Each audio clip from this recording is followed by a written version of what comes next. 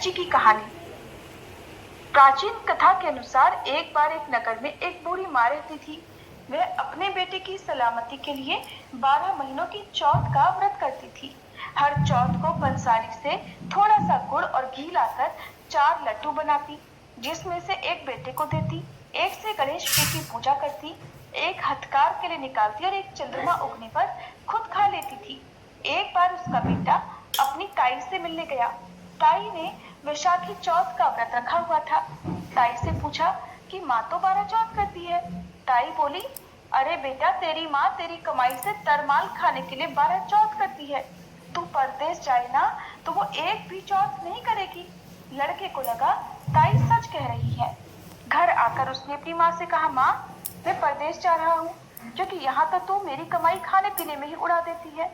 माँ ने समझाकर अपने बेटे को रोकना चाहा, पर वह नहीं माना। माँ ने निराश होकर अपने बेटे को जाने की आज्ञा दे दी, लेकिन जाने से पहले कहा कि बेटा, तू तो नहीं रुकेगा, लेकिन ये ले चौथ माता की आंखें।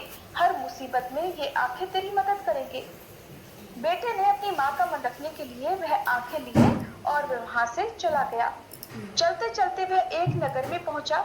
उसने देखा एक बूढ़ी माँ रोती जा रही है और पुए भी बनाती जा रही है। उसने बूढ़ी माँ से इसका कारण पूछा तो वह बोली, बेटा, इस नगर की पहाड़ी पर एक दैत्य रहता है। पहले वो नगर में आकर कई लोगों को खाने के लिए मार देता था, जिससे बचने के लिए अब राजा हर घर से एक आदमी उस दैत्य के पास भेजता है। और आज मेरे इकलौते बेटे की बारी है। मैं इसीलिए रो रही हूँ, क्योंकि उसे पुए बहुत पसंद है, इसलिए आखिरी बार उसके लिए पुए भी बना रही हूँ। तब वह बोला, माँ, तू पुए मुझे खिला दे, तेरे बेटे की जगह मैं चला जाता हूँ। बूढ़ी माँ ने खीर पुए उसे खिला दिए। खा पी कर वह बूढ़ी माँ के लड़के की जगह सो गया। रात को राजा के सैनिक आए तो बूढ़ी माँ ने उस कमरे में भेज दिया जहाँ वह लड़का सोया हुआ था। सैनिक उस लड़के को पकड़कर ले गए और दैत्य के पास भेज दिया। दैत्य के सामने पहुंचने पर उस लड़के ने चौथ माता की आंखें दैत्य की तरफ फेंक कर कहा, हे चौथ माता, अगर मेरी माँ मेरी ही सलामती के लिए व्रत करती है तो इस दैत्य का सिर कट कर गिर जाए। चौथ माता की कृपा हुई और तुरंत दैत्य का सिर धड़ से कट गया। लड़का सही सलामत वापस आ गया। अब तो राजा ने उसे खूब सारे उपहार देकर विदा किया। चलते चलते वह लड़का एक दूसरे राजा के नगर में जा पहुंचा। इस राज्य में आवा तभी पकता था जब एक इंसान की बलि दी जाती थी। सिपाहियों ने उस अजनबी को देखकर उसे ही पकड़कर आवे में चुन दिया। लड़के ने आंखें आवे में डाले और सच्चे मन से बोला, हे चौथ माता, अगर मेरी माँ मेरे लिए व्रत करती है तो आवा मेरी बलि लिए बिना ही झट से पक जाए। और चौथ माता की फिर कृपा हुई, आवा तुरंत पक गया। आवे में से मिट्टी की जगह सोने चांदी के बर्तन निकलने लगे। राजा के सैनिक जब आवे में से बर्तन निकालने लगे तो वह लड़का बोला, बर्तन धीरे धीरे निकालना, मुझे लग ना जाए। ये आवाज सुनकर राजा के सैनिक डर गए और जाकर राजा को सारी बात बताई कि महाराज, उस आवे में से तो किसी की आवाज आ रही है, लगता है कोई भूत प्रेत है। राजा ने सारी बात सच सच जानने के लिए खुद वहां जाने का निश्चय किया। राजा ने अपने सामने सैनिकों से आवे में से उस आवाज को ढूंढने के लिए कहा। तब सैनिकों ने देखा कि उस आवे में तो जिंदा सही सलामत वह युवक बैठा हुआ है, जिसे उन्होंने एक दिन पहले आवे में बर्तन पकाने के लिए बलि देने के लिए बिठा दिया था। तब राजा ने उस लड़के से पूछा कि इस आवे में से तुम सही सलामत कैसे बच गए। लड़के ने बताया कि उसकी माँ चौथ माता का व्रत करती है और उसी व्रत के कारण वह बच पाया है। राजा को उस लड़के की बात पर विश्वास नहीं हुआ। उसने चांदी की एक सुराही मंगवाई और लड़के से कहा कि सुराही की नली में से निकलकर दिखाओ, तभी मुझे विश्वास होगा। लड़के ने एक बार फिर चौथ माता को याद किया और चौथ माता को प्रणाम करके आंखें सुराही में डाले और कहने लगा, मैं भंवरा बनूं, सुराही से निकलूं, चौथ माता ऐसी कृपा करना। चौथ माता की कृपा से वह लड़का तुरंत भंवरा बन गया और सुराही के पार निकल गया। राजा ने इस बात से प्रसन्न होकर अपनी राजकुमारी का विवाह उसके साथ करवा दिया और साथ ही नगर के सभी लोगों को चौथ माता का व्रत करने के लिए कहा। कुछ दिन तक वह लड़का अपनी पत्नी सहित राजा के महल में ही रहा। कुछ दिनों के बाद उसे अपनी माँ की याद आई। तो उसने राजा के पास जाकर खुद के नगर जाने की इच्छा जाहिर की। राजा ने रथ, घोड़े, हाथी और खूब सारा धन, उपहार आदि देकर उसे विदा कर दिया। चौथ के दिन वह लड़का अपनी पत्नी सहित अपने नगर पहुंचा। वह अकेला पंसारी के यहाँ अपनी माँ का इंतजार करने लगा। सोचने लगा कि आज तो चौथ है, तो माँ यहाँ जरूर आएगी। थोड़ी देर के बाद ही लकड़ी टेकती हुई उसकी बूढ़ी माँ आती हुई दिखाई दी। देखते ही बेटा अपनी माँ के चरणों में गिर पड़ा और बोला, माँ, मैं तेरा बेटा हूँ, मुझे माफ कर दो। माँ ने प्रसन्न होकर अपने बेटे को गले लगा लिया और लोग चौथ माता की जय जयकार करने लगे। उस नगर के सभी लोग भी चौथ माता का व्रत करने लगे। हे चौथ माता, जैसे बूढ़ी माँ और उसके बेटे की आपने सहायता की, वैसे ही हम सब की भी करना।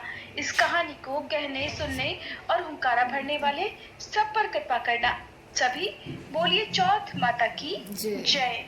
अब सुनिए विनायक जी महाराज की कहानी। एक निश्चित हो गया, विवाह की तैयारियां होने लगी। सभी देवताओं को निमंत्रण भेजे गए, परंतु गणेश जी को अलग से निमंत्रण नहीं दिया। कारण जो भी रहा हो, अब भगवान विष्णु की बारात जाने का समय आ गया। सभी देवतागण अपनी अपनी पत्नियों के साथ विवाह समारोह में आए। उन सब ने देखा कि गणेश जी कहीं दिखाई नहीं दे रहे। तब वे आपस में चर्चा करने लगे कि क्या गणेश जी को न्योता नहीं दिया है या फिर स्वयं गणेश जी ही नहीं आए हैं। सभी को इस बात पर आश्चर्य होने लगा। तभी सबने विचार किया कि क्यों न श्री विष्णु भगवान से ही इसका कारण पूछा जाए। विष्णु भगवान से पूछने पर उन्होंने कहा कि हमने गणेश जी के पिता भोलेनाथ महादेव जी को न्योता भेज दिया है। यदि गणेश जी अपने पिता के साथ आना चाहते तो आ जाते। अलग से न्योता देने की कोई भी आवश्यकता नहीं थी। और दूसरी बात यह है कि उनको 1.25 मन मूंग, 1.25 मन चावल, 1.25 मन घी और 1.25 मन लड्डू का भोजन दिन भर में चाहिए। यदि गणेश जी नहीं आएंगे तो कोई बात नहीं, दूसरे के घर जाकर इतना सारा खाना पीना अच्छा भी तो नहीं लगता। इतनी वार्ता कर ही रहे थे कि किसी एक ने सुझाव दिया, यदि गणेश जी आ भी जाएं, तो उनको द्वारपाल बनाकर बैठा देंगे कि आप घर का ध्यान रखना। आप तो चूहे पर बैठकर धीरे धीरे चलोगे तो बारात से बहुत पीछे रह जाओगे। सबको ये सुझाव पसंद आ गया।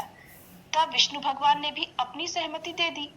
होना क्या था, इतनी ही देर में गणेश जी भी वहां आ पहुंचे और उन्हें समझा बुझाकर घर की रखवाली करने बैठा दिया। बारात चल पड़ी। तब देवर्षि नारद जी ने देखा कि गणेश जी तो द्वार पर ही बैठे हुए हैं। वे गणेश जी के पास गए और उनके वहां रुकने का कारण पूछा। गणेश जी ने बताया कि विष्णु भगवान ने मेरा बहुत अपमान किया है। नारद जी ने कहा, आप अपनी मूषक सेना को आगे भेज दें तो वह रास्ता खोद देगी, जिससे उनके वाहन धरती में धंस जाएंगे। तब तो उन्हें आपको सम्मान पूर्वक बुलाना ही पड़ेगा। अब तो गणेश जी ने अपनी मूषक सेना जल्दी से आगे भेज दी और सेना ने जमीन पोली कर दी। उधर जब बारात वहां से निकली तो रथों के पहिए धरती में धंस गए। सब लाख कोशिश करें परंतु पहिए ना निकले। सभी ने अपने अपने उपाय कर लिए, किंतु पहिए तो नहीं निकले, बल्कि जगह जगह से टूट और गए। किसी के समझ में नहीं आ रहा था कि अब क्या किया जाए। तभी देवर्षि नारद जी वहां पहुंचकर कहने लगे, आप लोगों ने गणेश जी का अपमान करके अच्छा नहीं किया।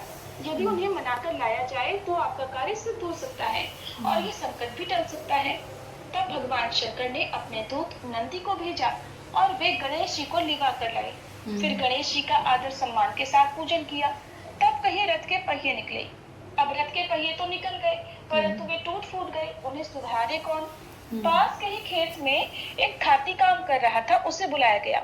खाती अपना काम करने से पहले श्री गणेशाय नमः कहकर गणेश जी की वंदना मन ही मन करने लगा। देखते ही देखते खाती ने सभी पहियों को ठीक कर दिया।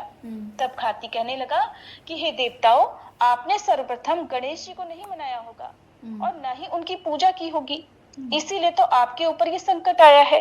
हम तो मूर्ख अज्ञानी हैं, फिर भी पहले गणेश जी को पूजते हैं, उनका ध्यान करते हैं। आप लोग तो देवतागण हैं, फिर भी आप गणेश जी को कैसे भूल गए? अब आप लोग भगवान श्री गणेश जी की जय बोलकर जाएं, तो आपके सब काम बन जाएंगे और संकट भी नहीं आएगा। ऐसा कहते हुए बारात वहां से चल दी और श्री विष्णु भगवान जी का देवी लक्ष्मी जी के साथ विवाह संपन्न कराकर सभी सकुशल घर लौट आए। हे गणेश जी महाराज, आपने श्री विष्णु का जैसे कार्य सिद्ध किया वैसे ही सबका करना। कहानी कहते हुए को, होकारा भरते हुए को सभी को करना।